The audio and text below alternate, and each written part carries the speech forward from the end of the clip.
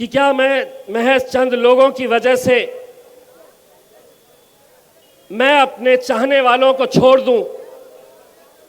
मेरे सामने ये सवाल आता है कि कितने लोग ऐसे हैं यहां पर इस शहर के अंदर जिनकी सुबह दोपहर शाम सिर्फ एक ही नाम से चलती है, जिनका धंधा, जिनका कारोबार, जिनकी राजनीति, जिनकी सियासत सिर्फ एक ही नाम से चलती है और वो नाम है इम्तियाज जलील।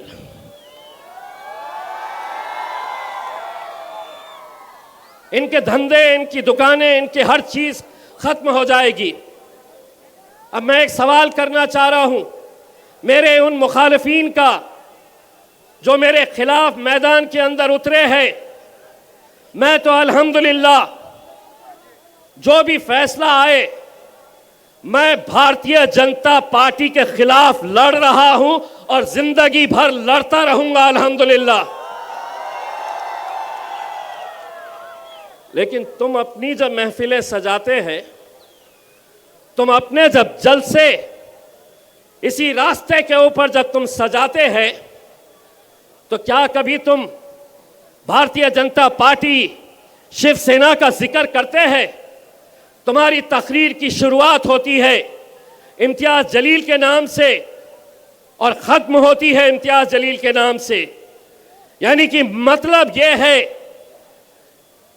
कि तुम स्टेज पर तो खड़े हैं एक शख्स बोलकर, लेकिन तुम्हारे मुंह में जो जबान चल रही है वो अतुल सावे की और भारतीय जनता पार्टी की जबान बोल रहे हो तुम। उनमें हिम्मत नहीं है, वरना खुली चुनौती है। जिस प्लेटफॉर्म के ऊपर अतुल सावे, जगह तुम्हारी, दिन तुम्हारा, वक्त तुम्हारा, तुम तय करो और आओ हम बहस करते हैं सियासी तौर के ऊपर कि तुमने इस इलेक्शन के अंदर क्या मुसलमानों को पैसा देकर तुमने खड़ा नहीं किया है। एक बात मैं कहना चाहता हूं, मैंने आज तक उनका नाम नहीं लिया, लेकिन आज मजबूरन मुझे यह कहना पड़ रहा है, डॉक्टर साहब, आप हमारे पार्टी के सीनियर लीडर थे। आप आज जिस पैसे का दंगा नाच कर रहे हैं, आप हो सकता है उस पैसे से कुछ वोट खरीद सके, लेकिन यह आवाम की मोहब्बत बिकने वाली नहीं है। यह आवाम को आप पैसों से खरीद नहीं सकते हैं। मैं आज ये जरूरी समझता हूं, आज मैंने उनका एक इंटरव्यू देखा जहां पर उनकी इतनी जुर्रत कि वो मेरे कायद बैरिस्टर असदुद्दीन अवैसी साहब के बारे में किस तरह के लहजे का इस्तेमाल कर रहे। यकीन मानिए, हम हर चीज बर्दाश्त कर सकते हैं, लेकिन असदुद्दीन अवैसी हमारे बड़े भाई अगर हिंदुस्तान के अंदर सियासी बेदारी अगर पैदा करने का काम किए हैं, नौजवानों में सियासी शऊर जिन्होंने लेकर आए, उस शख्स के खिलाफ तुम इतने बड़े हो गए कि तुम उनके खिलाफ गाली का इस्तेमाल कर रहे, गलत लहजे का इस्तेमाल कर रहे। और किस लिए? मैंने 10 साल पार्टी के लिए काम किया।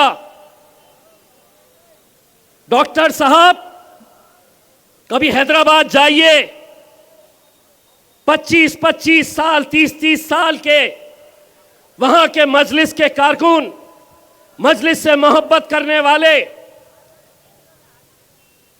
कभी आज तक असद साहब के फैसलों के खिलाफ नहीं गए।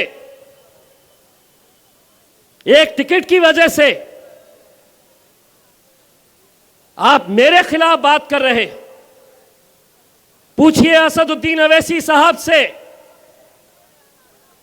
जब वो पिछला इलेक्शन हारे, मैं गया था असद भाई के पास। पूछ लीजिए असद भाई से, मैंने कहा था असद भाई उन्होंने मेहनत किए थे, हार गए, उनको हम पार्टी का एक अहम पोस्ट देनी चाहिए। मेरे बोलने के ऊपर मैंने असद साहब से गुजारिश की थी, तब जाकर उन्हें महाराष्ट्र का कार्याध्यक्ष का पोस्ट दिया गया था। आज एक टिकट नहीं दिया गया तो इम्तियाज जलील ऐसा, मजलिस ऐसी।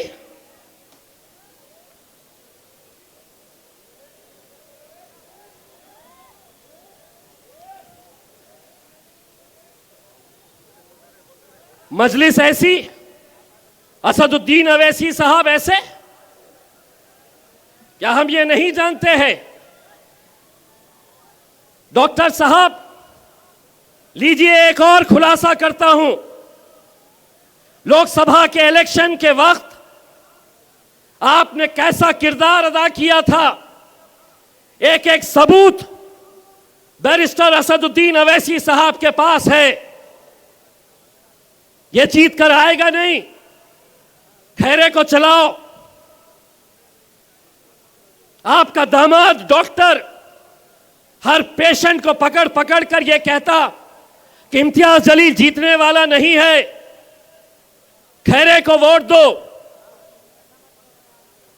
हद तो यह हो गई कि यही डॉक्टर शाहगंज की किसी सभा में, जहां असदुद्दीन अवैसी साहब आने वाले थे, वहां पर बैनर के ऊपर साहब की तस्वीर नहीं नजर आई। 3 दिन तक स्टेज पर बैठे बैठे असद साहब डॉक्टर साहब का फोन लगा रहे कि हो गई होगी गलती, लेकिन अपनी एक तस्वीर के लिए तुम साहब का फोन नहीं उठा रहे, मेरे असद भाई का फोन नहीं उठा रहे। कौन से तुम्हारी शाहरुख खान के जैसी तस्वीर है जो लगाना चाहिए था वहां पे?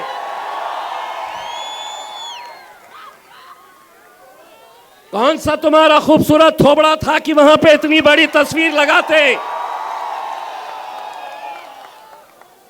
कई जगह पर कई ऐसे लोग हैं जो हमारे, लेकिन अगर इतनी बड़ी पोस्ट के ऊपर बैठा हुआ शख्स अपने खायत का फोन नहीं उठा रहा क्योंकि किसी ने उनके ऐसे पोस्टर के ऊपर उनका तस्वीर नहीं लगाई, तो सोचिए उसकी जहनियत कैसी होगी।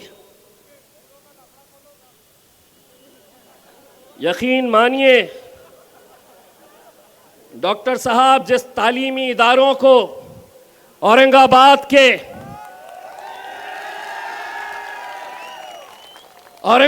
के वो गयूर मुसलमानों ने बड़ी मेहनतों के साथ खड़ा किया था, 2 नंबर के धंधे करके तुमने कैसे हथियाए थे, सारा शहर जानता है। 34 केसेस है तुम्हारे ऊपर, उसमें सबसे ज्यादा केसेस काहे के हैं पता है?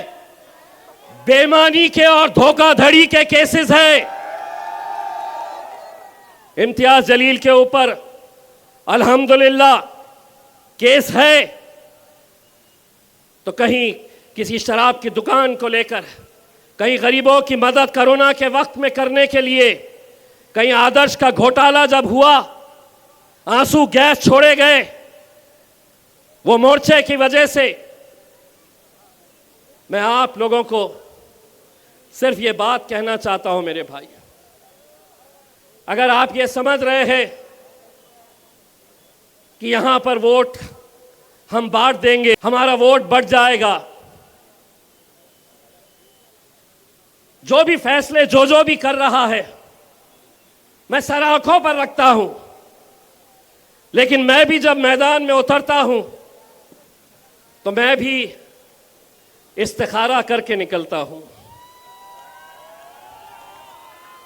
मैं भी अल्लाह की रजा इस्तिखारा की नमाज पढ़कर, मैं अल्लाह की रजा लेकर और यही दुआ करता हूं, या अल्लाह ये मेरे लिए, मेरी कौम के लिए अगर बेहतर है तो तू मेरी मदद कर। और वो तमाम लोग जो मेरे खिलाफ आज हुक्म जारी कर रहे हैं, मैं उन्हें बड़े अदबन इल्तिजा के साथ ये कह रहा हूं, अगर अपना ईमान के ऊपर यकीन है तो एक बात ये भी समझ लेना, अल्लाह ने ये कहा है तो इज़्ज़ मंतशा व तज़िल्ल मंतशा, इज्जत का और जिल्लत का देने वाला खुदा है मेरे भाई।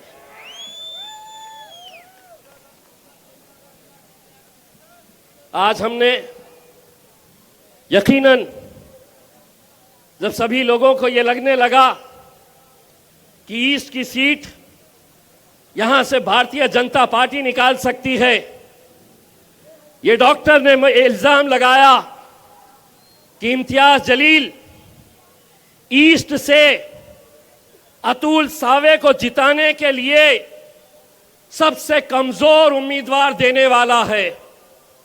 यह है सबसे कमजोर उम्मीदवार, मैं हूं सबसे कमजोर उम्मीदवार। नहीं डॉक्टर साहब, थोड़ा सब्र कर लेते। यकीन मानिए उस वक्त तो कोई फैसला भी नहीं हुआ था कि कौन कहां से लड़ेगा। मैंने तो असद भाई को ख्वाहिश जाहिर की थी कि असद भाई मुझे आप गंगापुर से लड़ा दे, मुंबई से लड़ा दे, बीड़ से लड़ा दे। लेकिन असद भाई ने एक सर्वे करके ये किया था कि नहीं तुम यहां से लड़ना। हम लड़े